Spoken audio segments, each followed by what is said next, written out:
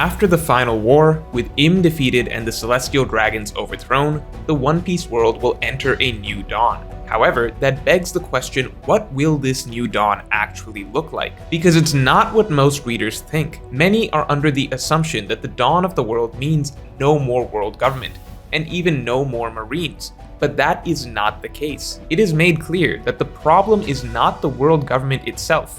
The true enemy is the Celestial Dragons behind it. At the end of the day, a world government is a good idea. It's what would theoretically keep all these nations united and maintain peace and order in the seas. After all, without the protection of the world government, most islands tend to fall into chaos. The problem is the world government does not function as it should, as the Celestial Dragons make their own decisions behind the scenes, and abuse their power to unjustly tax nations for protection. As such, the new world after the dawn would still have a world government, just one that genuinely functions as a democratic alliance of nations and not a secret dictatorship. And the new world would likely still have the Marines, just not as an oppressive, unchecked police force. And the leaders of both these factions are likely two characters that Oda has been setting up for a long time. Vivi as the most important figure in the world government, and Fujitora as the new fleet admiral of the Marines. But before we get into it, make sure to subscribe. And make sure you're not missing out on any anime, foreign movies, or TV shows with Surfshark VPN. In case you don't know, VPNs allow you to virtually swap your location online to anywhere in the world, meaning that you can get access right now to free streaming in other countries that you are blocked from accessing in the United States. Surfshark not only allows you to virtually travel, it also makes you invisible while you surf the web. Meaning, when you're using Surfshark, no one can get your information. No companies, no cyber criminals. Your data is completely encrypted. And nothing about your personal identity can be tracked. Not even Surfshark itself can track you. And you're protected from ads and malware. I just wanted to drop you a line as Surfshark is offering a special deal for Black Friday and the holiday period. The offer is increasing from 83% off to 85% off and 3 extra months free. Additionally, Surfshark now has servers in 100+ countries. This is special because Surfshark is the first premium commercial VPN to achieve this. So just go to the link in the description below and use code MORGE to get 85% off plus 3 extra months for free. You get a 30-day money-back guarantee, so there's absolutely no risk trying it out. So that aside, looking at Vivi and Fujitora, the primary reason that these two seem set up to be the most pivotal figures in restructuring the new world of One Piece is that they were both seemingly written to represent two concepts in the One Piece world. Vivi as the ideal image of what a ruler should be, and Fujitora as the ideal image of what a marine should be. Let's begin by looking at Fujitora. Now, Fujitora is not the first good guy marine in the story. After all, we have many other examples to work with: Garp, Smoker, Aokiji, Sengoku, Koby, and so on. However, there is a key difference between Fujitora and the rest that seems to indicate that Oda is framing him specifically to be the ideal figure at the head of the Marines at the end of the day. To begin with, we can cross off some easy candidates. Garp and Sengoku are out of the game at this point. So let's look at Aokiji and Smoker first, as these are the two characters that many believe are fit to be Fleet Admiral of the Marines at the end of the story. What's interesting is that Aokiji and Smoker are both certainly kind-hearted figures at their core, and they both will take certain steps outside the lines of what the Marines tell them to do in order to follow their own justice. They understand that the organization that they work for is by no means perfect, and they have plenty of personal criticisms for it. Smoker in particular can be fairly outspoken about his views on the Marines. However, both Aokiji and even Smoker as Marines are ultimately followers of authority. Aokiji did fight against Akainu for the title of Fleet Admiral, but that was because they were both properly nominated for the position and they just had a gentleman's agreement to settle it through a duel. Fighting for a promotion is by no means an act of defiance against the world government. The reality is that as a Marine, Aokiji's tenure was that of a good but ultimately obedient man. We like Aokiji, of course, but the blood that he has on his hands cannot be erased or forgotten. No matter how you spin it, Aokiji was 100% responsible for what happened in Ohara. He was ordered to rain fire down on this innocent island and agreed to it despite his better judgment. He is fully complicit in helping facilitate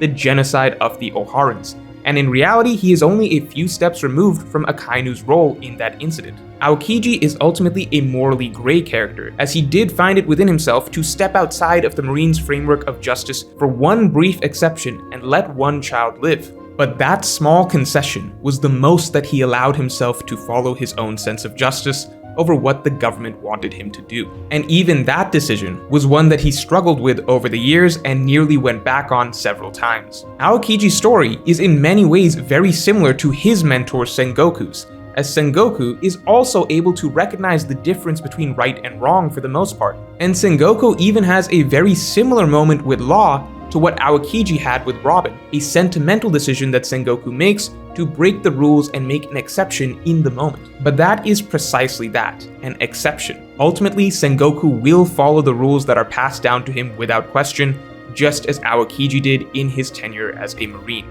And therein lies the flaw in this mindset of even the good Marines. Sengoku was Fleet Admiral, and he nominated Aokiji for the next Fleet Admiral, which would have naturally simply continued the status quo of a good man at the helm of the Marines that is still ultimately just going to follow orders from a potentially flawed government, no matter what they are. And that's where Fujitora comes in. Finally, a Marine was introduced from outside the system, without any sort of real allegiance to the world government. An untethered character who has chosen to wear the Marine's coat specifically to carry out his justice and no one else's. Aokiji and Sengoku, again, are good men that will for the most part set aside their own values to follow what they are told to do. Fujitora is the first admiral we see that will not do that. What we saw from Fujitora in Dressrosa was specifically meant to be our first vision of what a Marine truly should be. Someone that for the first time will, ironically, not blindly follow along with the world government's orders, that will always follow his own judgment of right and wrong. Someone that will directly and openly disobey what he is told and go so far as to side with pirates if he feels that that is correct. And most importantly by far, the moment that places Fujitora in a category separate from any other Marine is the moment that Fujitora rejects any sort of authority of the Marines and publicly bows to King Riku and the nation of Dressrosa to in fact apologize and take blame on behalf of the Marines. The argument following this between Fujitora and Akainu makes it clear that this is Oda's statement on what the Marines should actually be. The Marines should not exist to blindly follow orders from the government. The Marines exist to serve the people. They are beholden to the people. Fujitora bowing to Riku and apologizing on the behalf of the Marines is something that not Sengoku, not Aokiji, and not even Smoker are written to be like.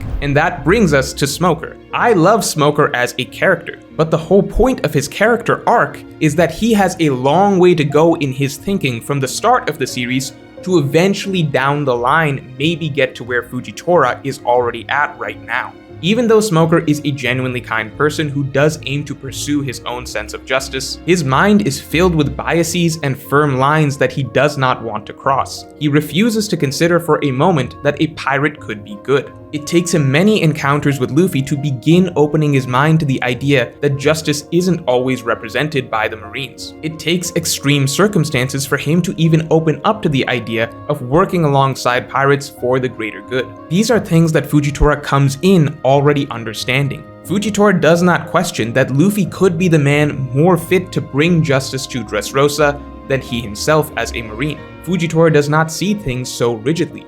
He only sees what the right thing is to be done. And that leads to Oda essentially pushing Fujitora as the model image of a Marine, even above Smoker, as Oda actually writes in a full scene explicitly spelling this out, with Smoker reading the news of how Fujitora approached the Dressrosa situation, even going so far as to bow in apology to the king of Dressrosa, and Smoker explicitly comments on how this is a direct parallel to his own experience in Alabasta, and the key point is that Smoker is certain that even if he himself were an admiral, he did not have it in him to do the things that Fujitora did in Dressrosa. Meaning that even if Smoker is willing to tell his bosses to eat Smoker would not have publicly bowed to King Cobra and apologized for the Marines. Again, this is because Smoker is a character who is going through a character arc. One day, he may be a Marine like Fujitora, but at the moment, it is Fujitora who is written to be the absolute model image of what a Marine should be, and what other kind-hearted Marines like Smoker aspire to become. Out of all the admirals and vice admirals that we have at the moment,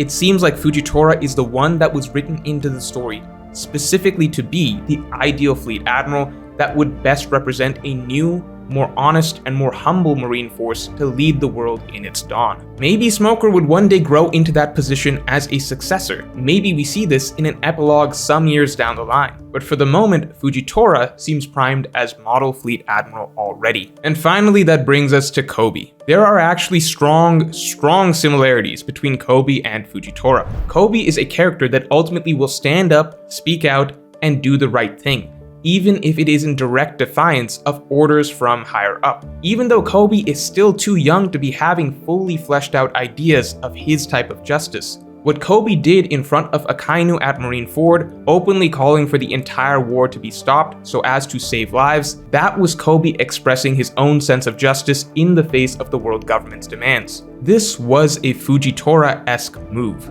However, the simple issue is that I don't think there is any possible way Koby is promoted all the way up to Fleet Admiral by the end of the story. As it is, at most we have been promised that Koby will eventually be an Admiral someday, and I'm not personally convinced that this will even happen during the main events of the story, but rather maybe something that we see in an epilogue taking place a few years down the line. But that's its own debate. At the very least, I highly doubt we would see Koby rising all the way up from Rear Admiral to Fleet Admiral by the time the Celestial Dragons are overthrown in the final war. As such, looking at the realistic candidates of Fujitora, Aokiji, and Smoker, Fujitora seems like the clear standout figure who, if the whole world were to collapse tomorrow and needed to be rebuilt from the ground up, would be immediately ready to step in and be the model figure to lead a new and reformed Marine force that actually serves the people. Again, I wouldn't be surprised if in some time skip epilogue down the line we see some new era with Smoker as Fleet Admiral and Koby as Admiral, or maybe even Koby as Fleet Admiral, but by the end of the final war that's coming up around the corner, I think Fujitora is the character Oda introduced post-time skip specifically to take up the mantle of the leader of the new version of the Marines. Now, Fujitora aside, while the Marines will certainly have a bright future ahead of them, the next question is the world government itself.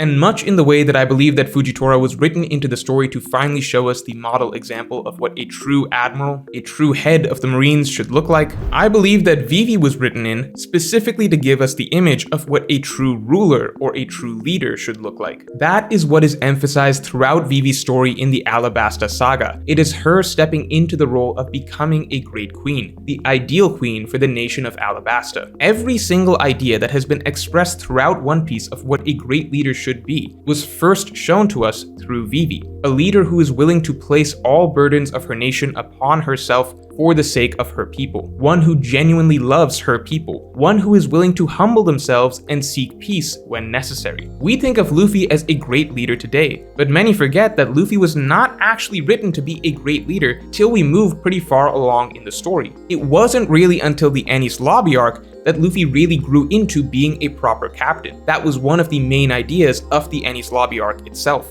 And that's why early in the story, it was so important for Luffy to meet Vivi, as just as Luffy in the recent Wano arc had to show Momonosuke a lot of what it means to be a great leader, Vivi was Luffy's first teacher as to what it meant to be a great leader. I think a lot of this is specifically because Vivi is set to be a crucial figure as we approach the New Dawn. As out of all the characters that we could call the new generation, so excluding aging figures like Riku, Vivi is the only one out of all the Straw Hats allies whose entire character and story has been shaped around being a great leader. Not to mention, she is already the leader of one of the most prominent nations in the world, and with Cobra dead, Vivi as the successor means she has an important voice among the allied nations of the world government. Luffy and the Straw Hats are pirates, not heroes, so after they defeat the Celestial Dragons, it would make no sense for them to be the voices guiding the reconstruction of a new world and new government. Dragon and Sabo are not rulers of countries. They are revolutionaries who have no knowledge of the affairs of the state. Seriously, out of all the good guy figures we have on the board, Vivi is the one who has by far the best place to be the leading political figure of the new generation once the world government is reformed. And I believe that is one of the major reasons Oda is placing so much emphasis on her at the moment, and perhaps even why Im has recognized her as some sort of a threat. While I I do believe the New World government will still be a democracy and not a secret dictatorship like it currently is, I do think that Vivi as a potential chairman, or at least leading figure of the allied nations makes sense, making her the counterpart to Fujitora as the promising new leader of the Marines, as there are clear similarities in how both of these characters seem to embody the most important qualities